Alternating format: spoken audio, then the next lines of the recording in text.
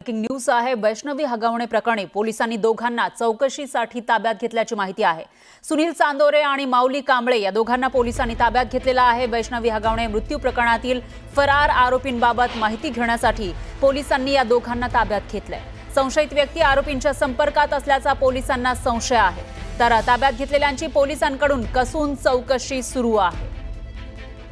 आणि याविषयी अधिक माहितीसाठी आपले प्रतिनिधी गोविंद वाकडे हे आपल्यासोबत जोडले गेले आहेत। गोविंद, काय सांगाल? वैष्णवी हगवणे मृत्यू प्रकरणानंतर आता या दोघांना या प्रकरणाची चौकशीसाठी ताब्यात घेतल्याचं कळतंय। हे दोघे नेमके कोण आहेत आणि त्यांचा आरोपींशी काय संबंध आहे? दुपारपासून भावधन पोलीस असतील, पिंपरी चिंचवड पोलीस असतील, यांनी आपल्या तपासाची चक्रे अतिशय वेगाने फिरवायला सुरुवात केलेली आहे। आणि जो आरोपी आहे सुशील हगवणे हा कोणाकोणाच्या संपर्कात होता अशा जे संशयित आहेत त्यांना देखील आता ताब्यात घेण्याची प्रक्रिया या पोलिसांनी सुरू केलेली आहे। सगळ्यात आधी पोलिसांनी वैष्णवीची जी सासू होती, त्याचबरोबर तिचा पती होता आणि ननंद होती, या तिघांना अटक केलेली आहे। मात्र जे मुख्य आरोपी आहेत राजेंद्र हगवणे आणि सुशील हगवणे यांचा तपास अजूनही लागलेला नाही, शोध लागलेला नाही। आणि त्यामुळे सुनील चांदेरे आणि एक कांबळे नावाचा जो व्यक्ती आहे त्याला पोलिसांनी काही वेळापूर्वी चौकशीसाठी ताब्यात घेतले।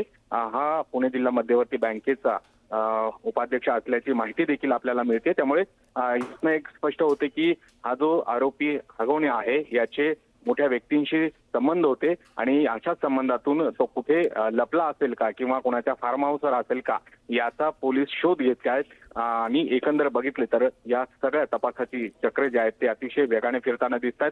हे जे दोन संशयित जे आरोपींच्या संपर्कात आहेत अशी माहिती पोलिसांना मिळाल्यानंतर त्यांना ताब्यात घेतलंय आणि त्यांच्याकडनं माहिती घेऊन ते कुठे कुठे असतील याचा आता शोध घेतला जाणार आहे। निश्चितच त्यामुळे तो फरार आरोपी नेमका कधी सापडणार, काही धागेदोरे मिळतात का ते बघावं लागेल। याविषयीचे अपडेट आपण घेत राहूया। धन्यवाद तुम्ही दिलेल्या या सविस्तर माहितीसाठी।